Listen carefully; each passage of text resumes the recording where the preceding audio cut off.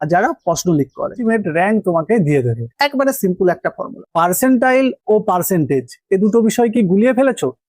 তোমাদের এবছর উচ্চ মাধ্যমিকের মার্কশিটে একটা নতুন বিষয় সংযোজন করা হয়েছে, সেটা হলো পার্সেন্টাইল। এই পার্সেন্টাইলকে তোমরা পার্সেন্টেজের সঙ্গে মিলিয়ে তোমরা একটু কনফিউজ হয়ে গেছো, কারণ বিষয়টা একেবারে নতুন। নিট, জেই এই সমস্ত এক্সামে বা বিভিন্ন কম্পিটিটিভ এক্সামে পার্সেন্টাইল বিষয়টাকে ইউজ করা হয়। তো এই পার্সেন্টাইল বিষয়টা কি সেটা বিষয়ে কিন্তু আমি একটা ফুল তোমাদের একটা আর্টিকেল লিখেছি।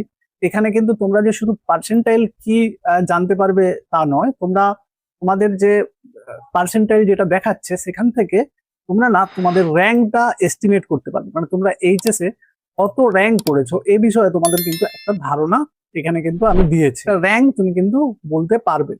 তো সেটা কিভাবে বলতে পারছি বা পার্সেন্টাইল বিষয়টাই বা কি, এই বিষয়ে সমস্ত কিছু আমি তোমাদের একবারে সহজ ভাষায় একবারে জলের মতো পরিষ্কার করে দেবো। চলো আমরা বিষয়টা বুঝে নিই। দেখো, পার্সেন্টেজ তো আমরা বিষয়টা জানি। পার্সেন্টেজটা 100-র মধ্যে তুমি কত পেয়েছো সেটা ক্যালকুলেট করা। ধরো তুমি 500 বেস্ট অফ 5-এ তুমি 400 পেয়েছো, তাহলে তোমার পার্সেন্টেজ হবে কি, একে কত পেয়েছো 400/500।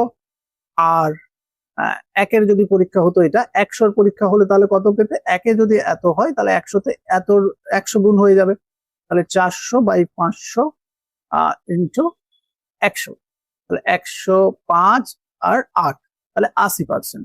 তাহলে তুমি এভাবে তোমার পার্সেন্টেজটা ক্যালকুলেট করে নিতে পারো। মানে সূত্রে যদি বলি, সূত্রে তাহলে কি হচ্ছে, অফ 10 মার্ক, অফ 10 মার্ক তো প্রাপ্ত number, of 10 marks by full marks.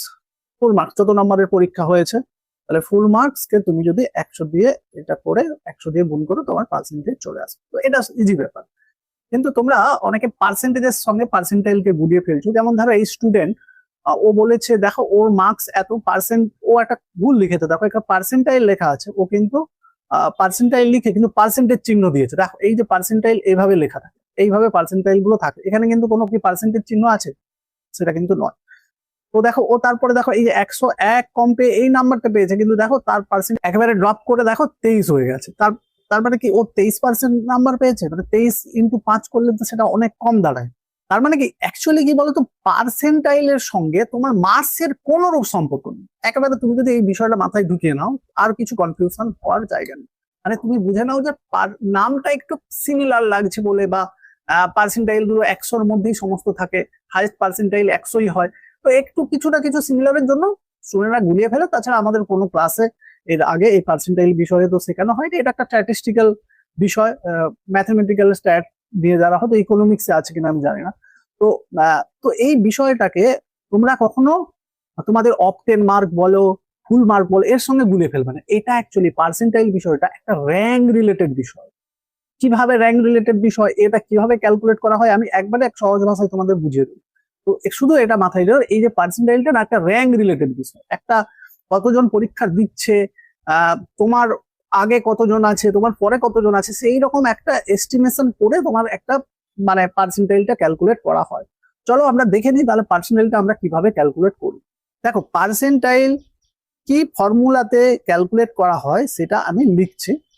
এই ফর্মুলাটাই এনটিএ, ন্যাশনাল টেস্ট এজেন্সি, যারা নিট, যেই এই সমস্ত এক্সাম কন্ডাক্ট করে আর যারা প্রশ্ন লিক করে, তো এরা যে ফর্মুলাটা ইউজ করে সেটা হলো এই N less than equal to, এটার মানেটা আমি পরে বোঝাচ্ছি, by N total, by N total into 100। একবারে সিম্পল একটা ফর্মুলা। দেখো তো আমাদের মানেটা, এন টোটালের মানেটা নিশ্চয়ই বুঝতে পারছো, নাম্বার অফ স্টুডেন্ট অ্যাফেয়ার। হ্যাঁ, এন টোটালের মানেটা কি, নাম্বার অফ স্টুডেন্ট অ্যাফেয়ার, পরীক্ষায় কতজন স্টুডেন্ট অংশগ্রহণ করেছিল। তোমাদের যেমন উচ্চ মাধ্যমিকে 6,29,000 এরকম সামথিং একটা স্টুডেন্ট পার্টিসিপেট করেছিল, সেটা আমি পরে আসছি। তো এন, এইটার মানেটা কি, N less than equal to, এটার মানেটাই আমাদের বুঝে নিলে পুরো কাজটা হয়ে যাবে। এটার মানে হলো তোমার প্রাপ্ত নাম্বারের সমান এবং তার থেকে কম কতজন স্টুডেন্ট পেয়েছে। মানে দেখো এখানে একটা ছক আছে, এখানে যে স্টুডেন্ট সি আর ডি, এরা দুজনেই 85 পেয়েছে। তাহলে এই 85 মার্কের সমান এবং তার কম, সমান এরা দুজন, তাহলে সমান ও তার কম কতজন পেয়েছে। তাহলে এটা তুমি যদি টোটালটা হিসাব করো তাহলে দেখবে 1 2 3 4 5 6 7 8, তাহলে এই 8টাই হলো এই নাম্বারের পার্সেন্টাইল যখন বের করবো 85 মার্কের, তখন আমাকে 8 লিখতে হবে। ওকে, তাহলে কি প্রাপ্ত, আমি যদি এটা লিখে দেই যে প্রাপ্ত নম্বরের সমান ও তার কম কতজন পেয়েছে, এইটাই জাস্ট তোমাকে এখানে বসে দিতে হবে। দেখো আমি তোমাকে এইটা যে 80 এসেছে এটা কিভাবে এসেছে তোমাকে বের করে দিচ্ছি। দেখো তাহলে পার্সেন্টাইল পি সমান তাহলে কি, এখানে তাহলে 8 বের করলাম, 8 by total number of student, দেখো এখানে 10 জন, তাহলে 10 দিয়ে দিয়ে তুমি ভাগ করো, ইন্টু কি করবে 100 করবে, তাহলে দেখতে পাচ্ছ হয়ে যাচ্ছে 80। ওকে, 80 কিন্তু পার্সেন্টেজ চিহ্ন না। তাহলে এইভাবে দেখো যে কোনো জায়গায় তুমি পার্সেন্টাইল বের করে নিতে পারো।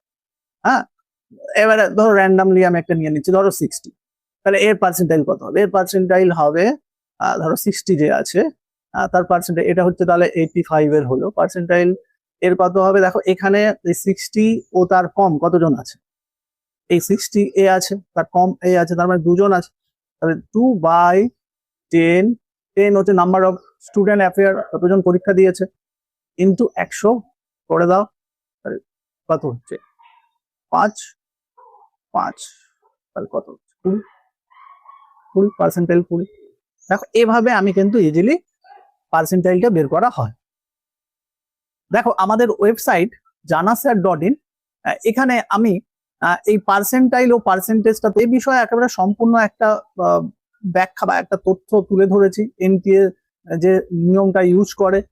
এছাড়া তোমরা যদি তোমাদের পার্সেন্টাইল থেকে এস্টিমেশন র্যাঙ্ক, মানে মোটামুটি আনুমানিক র্যাঙ্কটা উচ্চ মাধ্যমিকে তোমরা কত র্যাঙ্ক করেছো, ফার্স্ট সেকেন্ড থার্ড তো যারা হয়েছে, কিন্তু তোমার র্যাঙ্কটা কত সেটা তো তোমাকে বুঝতে হবে। মানে ধরো তোমার পার্সেন্টাইল যত, ধরো তোমার পার্সেন্টাইল 80 আসছে, তার মানে ব্যাপারটা বুঝবে যে তোমার উপরে 20% স্টুডেন্ট আছে। আর ধরো তোমার পার্সেন্টাইল 60, তার মানে কি তোমার উপরে টপ 40% এখনো স্টুডেন্ট আছে। এটা হচ্ছে পার্সেন্টাইলের মেন বিষয়। তো পার্সেন্টাইল যদি তোমার উপরে কতজন স্টুডেন্ট আছে, মানে তুমি কত তোমার র্যাঙ্ক আনুমানিক হতে পারে, সেটা তুমি ক্যালকুলেট করে নিতে পারো। তো এটা কিভাবে আসবে, এখানে জাস্ট এই সিম্পল সার্চ বারে লিখবে পার্সেন্টাইল, তো পার্সেন্টাইল লেখো, পার্সেন্টাইল এটা লিখবে, তোমাদের মোবাইলেও দেখবে এরকম সার্চ আইকন একটা পাবে, সেখানে পার্সেন্টাইল লিখে দাও, তাহলে তোমাকে কিন্তু এই আর্টিকেলটাতে চলে আসবে।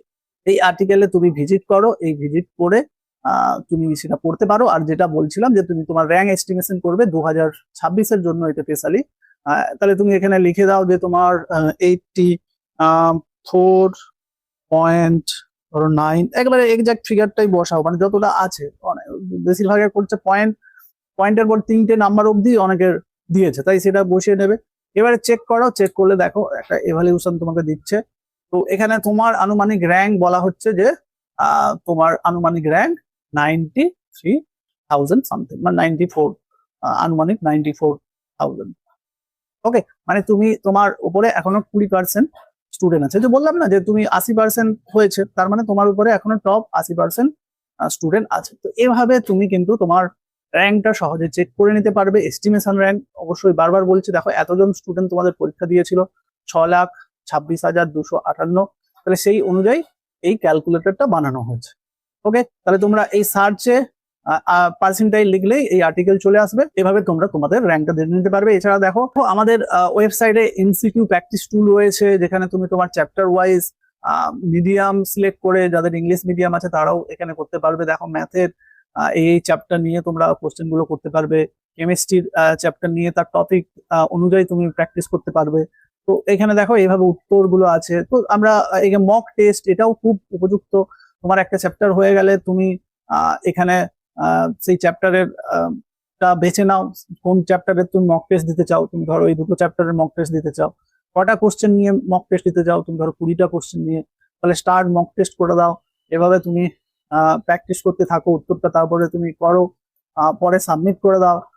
সাবমিট করে দিয়ে দেখো তুমি এখানে সমস্ত উত্তর সহ ব্যাখ্যা, তোমার কোনটা ঠিক ছিল ভুল ছিল, এভাবে তুমি করতে পারবে। এছাড়া দেখো কেরিয়ার তোমাদের জন্য খুব ইম্পর্টেন্ট, কেরিয়ার গাইড টুল, এখানে তুমি উচ্চ মাধ্যমিক দিয়ে দিচ্ছ, তোমার ইন্টারেস্ট সিলেক্ট করে তোমার কেরিয়ারটা দেখে নিতে পারো, বা নাও চুজ করে সবগুলোও দেখতে পারো। দেখো এখানে সমস্ত কয়েকটা লেখা আছে, আমরা আরো অ্যাড করবো। এই ধরো পুলিশ অফিসার কিভাবে হবে। তো এভাবে তোমরা কিন্তু আমাদের ওয়েবসাইট থেকে কাজে লাগাতে পারো, কিন্তু ফ্রিলি এটা দেখতে পারো। Okay, best of luck for your future. God bless you all. Thanks for watching.